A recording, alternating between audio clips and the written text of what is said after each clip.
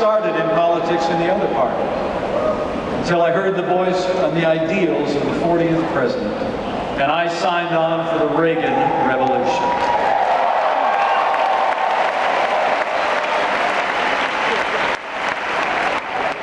But the best thing that ever happened to me, even counting tonight, is that 31 years ago I married the girl of my dreams, a school teacher, an artist. She is everything to me. Would you welcome my wonderful wife, Karen Pence?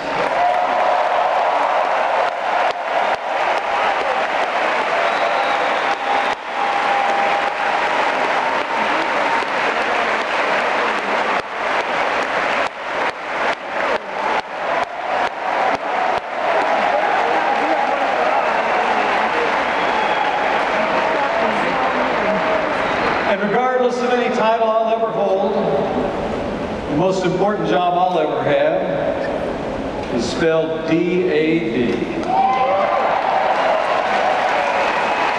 Karen and I are blessed. Karen and I are blessed to be the parents of the three greatest kids in the world. A writer named Charlotte, a college student named Audrey, and a second lieutenant in the United States Marine Corps, Michael J.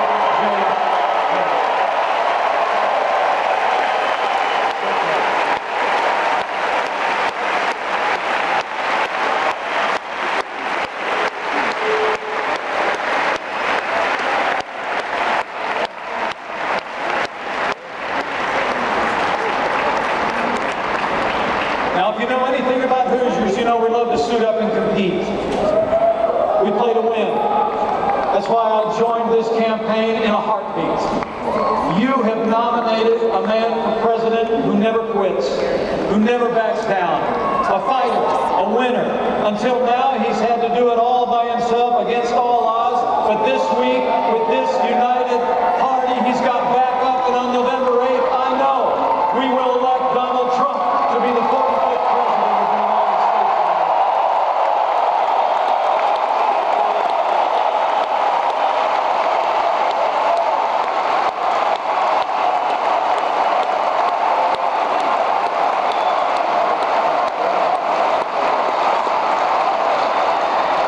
I will win because we're running on the issues facing this country, and because we're leveling with the American people about the stakes and the choice. You know, the American people are tired of being told. They're tired of being told that this is as good as it gets. They're tired of hearing politicians in both parties tell us that we'll get to that tomorrow while we pile a mountain range of debt on our children and our grandchildren. And as Ronald Reagan used to say, they're tired of being told that a little intellectual elite in a far distant capital can plan our lives better for us than we can plan them for ourselves.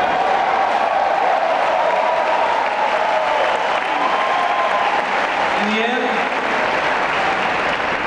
this election comes down to just two names on the ballot, so let's resolve here and now that Hillary Clinton will never become president of the United States of America.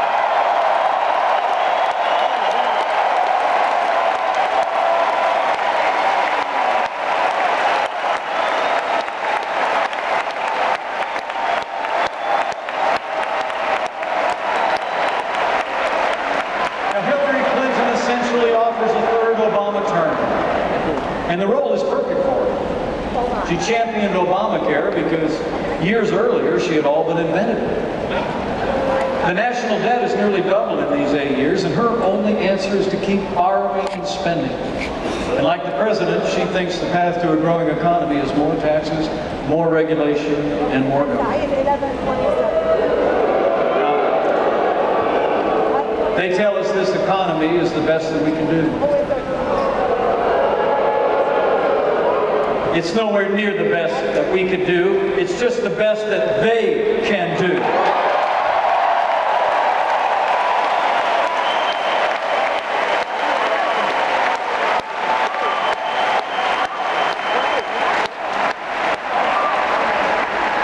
Let me tell you, I know firsthand it doesn't have to be like this.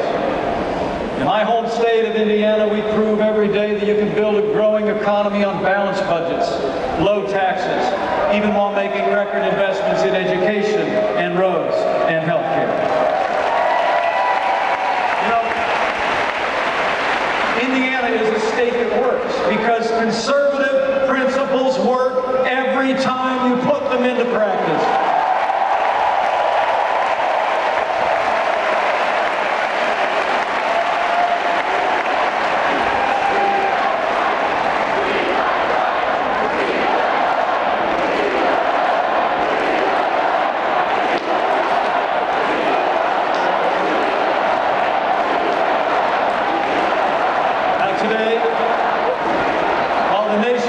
Under the weight of $19 trillion in a national debt, we in Indiana have a $2 billion surplus, the highest credit rating in the nation, even though we've cut taxes every year since I became governor 4 years ago. We have fewer state employees than when I took office, and businesses large and small have created nearly 150,000 new jobs, and there's more Hoosiers going to work than ever before. That's what you can do with common sense Republican leadership, and that's exactly what the no-nonsense leadership of Donald Trump will bring to the White House.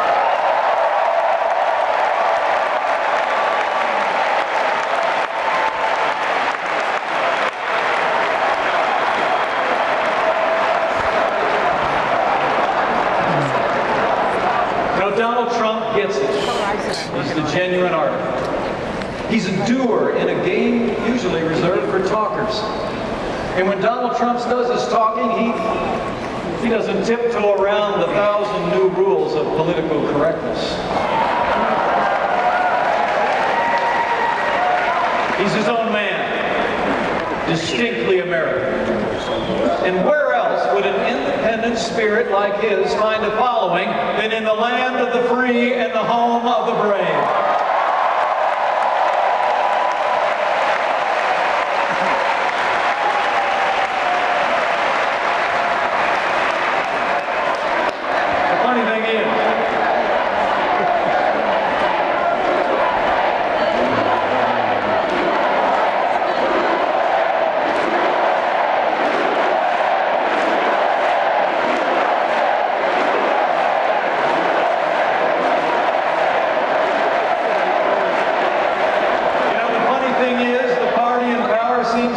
To figure out our nominee. The media has the same problem.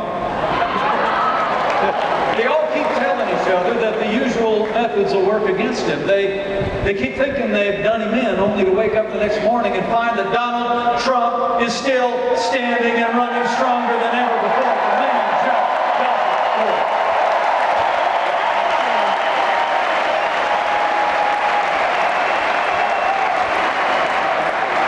He's tough. Perseveres. He's gone about as far as you can go in business, but he's never turned his back on the working men and women who make this country grow.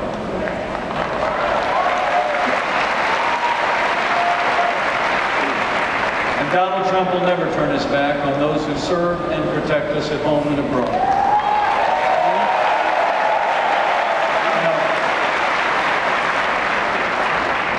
It's been a heartbreaking time for the women and men in our law enforcement community. In this time of great testing for them, let's let them know, here and now, all across this country, we will always stand with those who stand on the thin blue line of law enforcement.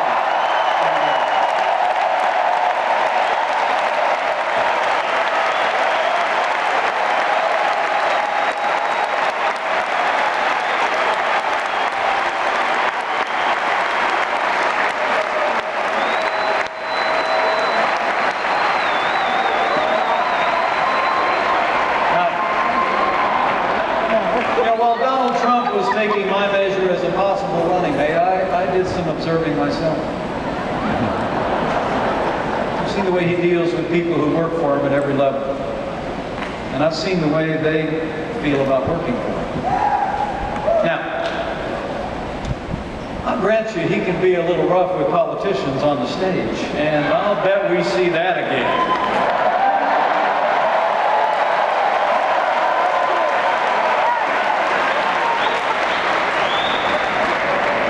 this good man up close, his utter lack of pretense, his respect for the people who work for him, and his devotion to his family.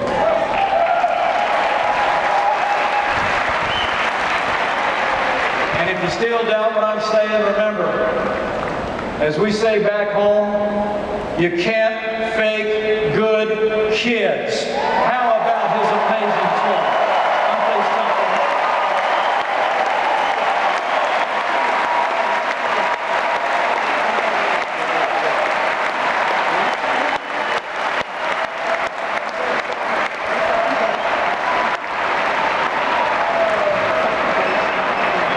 These are the true measures of our nominee, chosen by the voters as the right man for these times.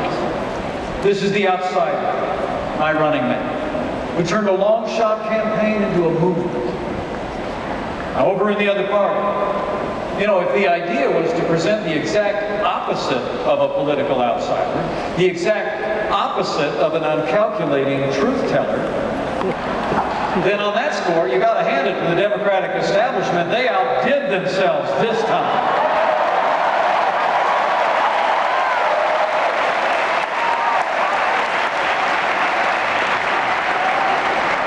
At the very moment when America is crying out for something new and different, the other party has answered with a stale agenda and the most predictable of names. People in both parties are restless for change, ready to break free of old patterns in Washington. And Democrats are about to anoint someone who represents everything this country is tired of. Hillary Clinton wants a better title, and I would too if I was already America's Secretary of the Status Quo.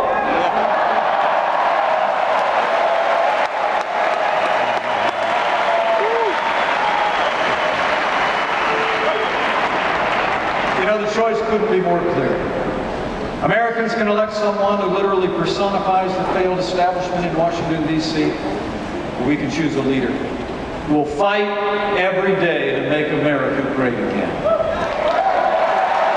It's change versus status quo. And my fellow Republicans, when Donald Trump becomes president of the United States of America, the change will be huge.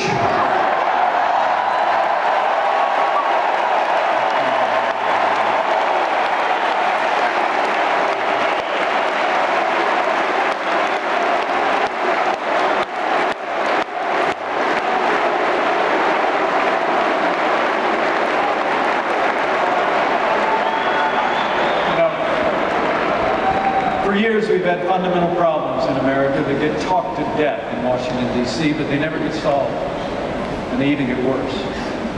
We've seen entire stretches of our country written off by bad economic policies in ways that are deeply unfair to American workers. We see relentless mandates from the executive branch. It seems like no aspect of our lives is too small for the present administration to supervise, and no provision of the Constitution is too large for them to ignore.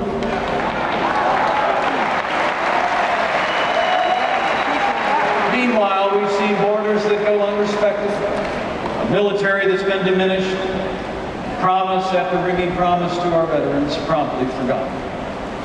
Then Donald Trump came along and started saying what practically everybody was thinking anyway, that our leaders need to be stronger. Under Donald Trump, our deals will be smarter. Our soldiers will have what they need, and our veterans will have what they earned. We will secure our borders, protect our nation. In all this, we will be more serious, and when we do, this nation will start winning again.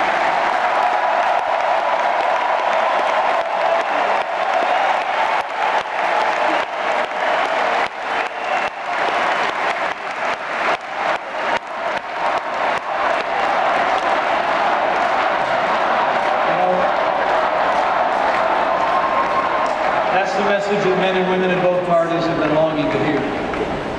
But none of us should think for 1 second that this will be easy. The outcome of this election depends on us and how we contend with an incredible onslaught that's coming our way. This won't be America's first glimpse of the Clinton machine in action, as Bernie Sanders can tell you. The this time around, she'll have the press doing half her work for her.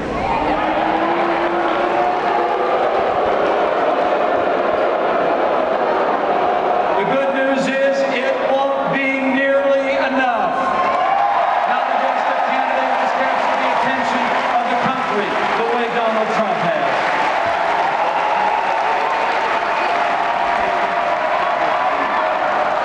On issue by issue, he and I will take our case to the voters, pointing out the failures of the Obama-Clinton agenda and showing a better way. We will win the hearts and minds of the American people with an agenda for a stronger and more prosperous America.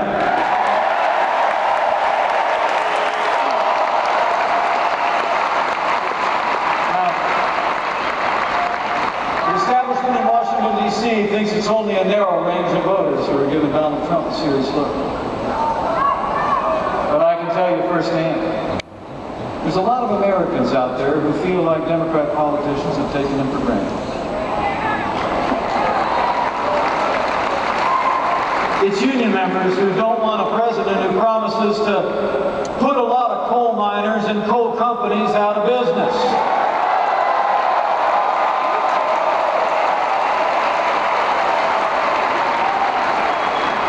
Those miners want an American energy policy, and they know that Donald Trump digs coal.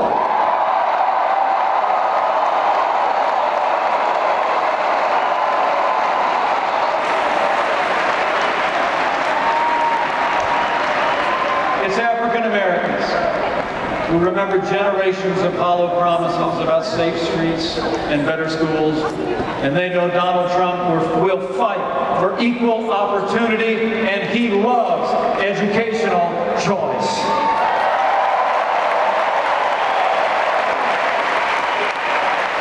And it's Hispanic Americans who respect the law, want jobs and opportunities for their families, who know that Donald Trump will uphold the law and get this economy moving for every American.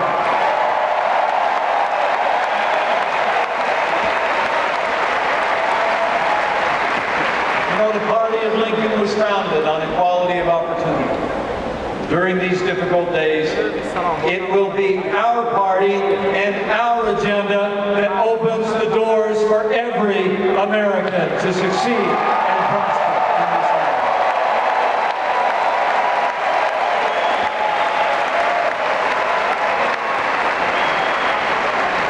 You know, in so many ways, the Democratic Party has abandoned those it used to protect. Maybe they become too entrenched in power, so comfortable at times that they lose patience with the normal legislative process. It's so much simpler to impose their values by executive order or court action. And make no mistake about it, Hillary Clinton has some big ideas along those lines too.